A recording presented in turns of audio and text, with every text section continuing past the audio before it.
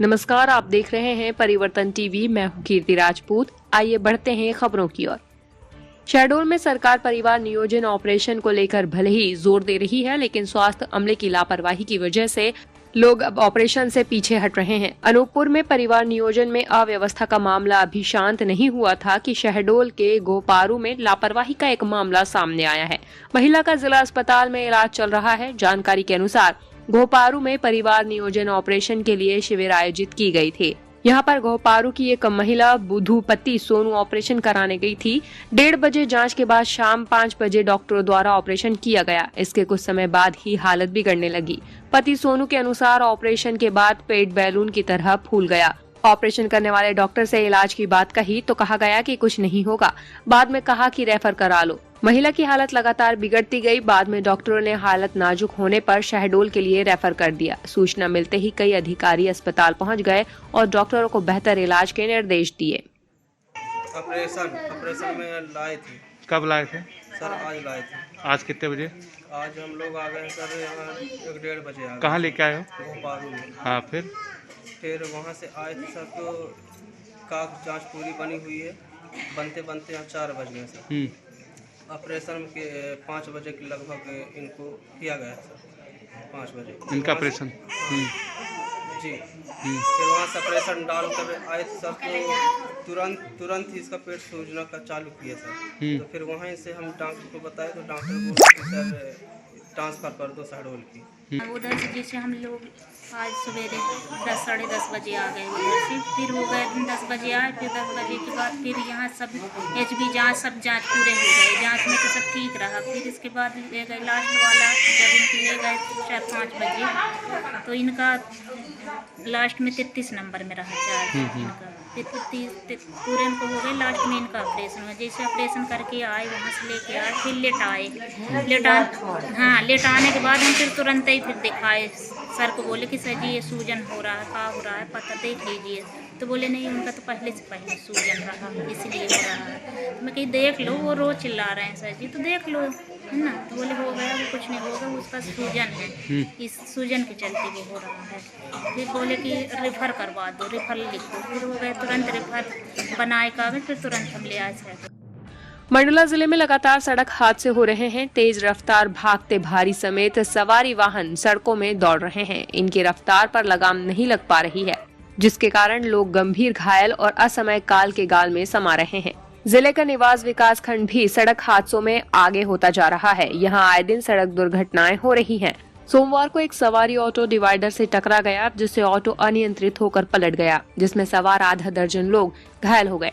जानकारी के अनुसार ग्राम खरखरा से एक ऑटो यात्री लेकर निवास की ओर जा रहा था। इसी दौरान निवास थाना क्षेत्र के अंतर्गत निवास से मनेरी मार्ग के बीच शारदा ऑटो पार्ट्स के पास निवास की ओर आ रहा ऑटो डिवाइडर से टकराकर उसके बाद अनियंत्रित होकर पलट गया।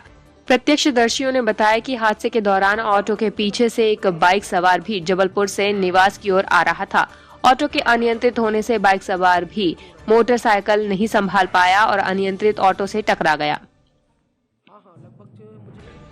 देश की सरहदों में अपनी जान की बाजी लगाकर वतन की सुरक्षा के लिए वीर जवान जिन घातक हथियारों का उपयोग कर देश के दुश्मनों का सीना छलनी करते हैं और उनके नापाक मंसूबों को जिन हथियारों की दम पर पस्त करते हैं, उनके पार्ट्स कटनी में ही तैयार हो रहे हैं। ये काम होता है आयुध निर्माणी में।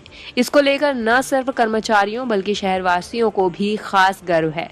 आजादी की 75वीं वर्षगांठ को लेकर आयुध निर्माणी स्टेट परिसर के ईस्ट लैंड स्थित कम्युनिटी हॉल में आजादी का अमृत महोत्सव के अवसर पर 13 से 19 दिसंबर तक सार्वजनिक रक्षा उत्पाद प्रदर्शनी और गतिविधियों का आयोजन किया जा रहा है।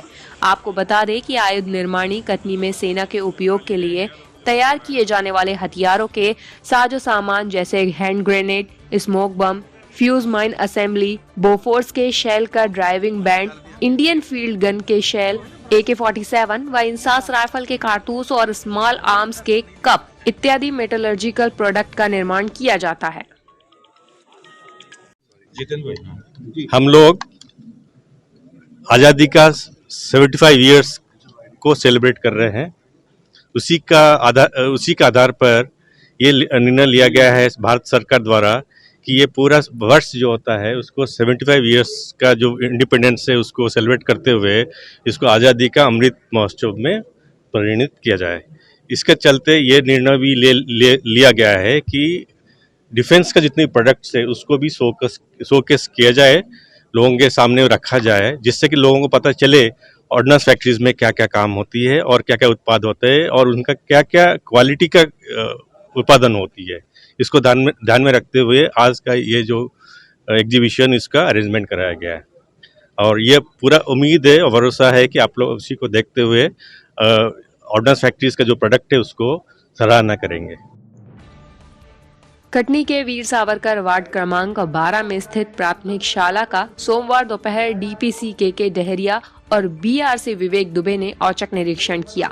निरीक्षण पर पहुंचे तो बच्चों में दर्ज 4 बच्चों के स्थान पर मात्र एक ही बच्चा मौके पर मिला। इस पर डीपीसी ने शिक्षिका उषा ठाकुर से व सुनीता उर्वेती से सवाल किया तो उन्होंने कहा कि पेरेंट्स बच्चों को स्कूल नहीं भेजते। इस पर डीपीसी ने कहा कि फिर आप लोग क्या करती हैं? गृह संपर्क कर क्यों नहीं उपस्थिति बढ़ाई जाती? निरीक्षण के दौरान दोनों शिक्षिकाओं की गंभीर लापरवाही भी मिली।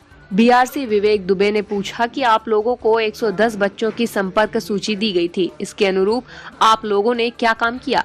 कितनों को संपर्क किया? तो दोनों शिक्षिकाओं ने न तो सूची दिखा पाई और न ही कोई जानकारी दे पाई।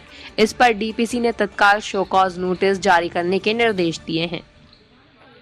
आज मैंने बीआरसी कटनी के साथ वीर सावरकर वार्ड का 12 का निरीक्षण किया, जिसमें केवल 4 बच्चे दर्ज हैं। स्कूल का समस्त स्टाफ आज उपस्थित पाया गया। इनसे संपर्क अभियान के तहत एक लिस्ट हमने बीआरसी के द्वारा इनको सौंपा था, लेकिन इनके द्वारा उस लिस्ट की मॉनिटरिंग नहीं की गई, ना बच्चों से संपर्क किया गया। तत्संबंध में हमने इनको SCM प्रेषित किया है और इनसे इस स्कूल की कायाकल्प करके इसकी रंगाई पुताई कर बच्चों की स्ट्रेंथ बढ़ाने के निर्देश दिए गए। कटनी शहर के अग्रणी महाविद्यालय तिलक कॉलेज में समस्याओं को लेकर आज NSUI द्वारा घेराव किया गया। जमकर प्रदेश सरकार, केंद्र सरकार सहित भाजपा के तीनों स्थानीय विधायकों के खिलाफ नारेबाजी की गई। NSUI के पदाधिकारियों व कार्यकर्ताओं ने कहा कि यदि 1 माह के अंदर उनकी समस्या का समाधान नहीं हुआ तो वे उग्र आंदोलन के लिए बाध्य होंगे। इस दौरान उन्होंने 10 सूत्रीय ज्ञापन नायब तहसीलदार के नाम सौंपकर प्रदर्शन NSUI जिला कॉलेज इकाई प्रमुख अजय खटीक के नेतृत्व में किया। NSUI भारतीय राष्ट्रीय छात्र संगठन ज्ञापन पत्र में कोविड की तीसरी लहर को देखते हुए सभी वर्ष के छात्रों को जनरल प्रमोशन या ओपन बुक प्रणाली से परीक्षा कराई जाए। दूसरा, नई शिक्षा नीति पद्धतियों में सरलीकरण और संशोधन किया जाए। तीसरा, वार्षिकोत्सव जल्द से जल्द कराया जाए। चौथा, छात्रों की फीस कम करना व छात्रों को समय पर स्कॉलरशिप देना। 5वां, गर्ल्स हॉस्टल व कैंटीन अति शीघ्र शुरू किया जाए। 6वां, नियमित कक्षाएं लगाई जाएं। फिलहाल के लिए इस बुलेटिन में इतना ही। ताज़ा तरीन खबरों के लिए आप देखते रहिए परिवर्तन टीवी। नमस्कार। मुख्य मांगे हमारी थी जनरल प्रमोशन, वो ओपन प्रणाली से सरकार एग्जाम कराए। पिछले 4 वर्षों से लगातार बना हुआ कैंटीन था, छात्रावास था, जिसको लेकर हम लोग निरंतर NSUI तिलक कार्य घिराव करती थी। जिला प्रशासन, कॉलेज प्रशासन को अवगत कराती थी। हमारी मांगे शांतिपूर्ण तरीके से हम धरना करने आए हुए थे। आपने देखा जिस तरह मेरे को घसीट कर पुलिस प्रशासन द्वारा बैरिकेडिंग से मैं ऊपर चढ़ा हुआ था, मेरे को घसीट कर नीचे गिरा कर जिस तरह से गिरफ्तारी की गई वो निंदनीय है।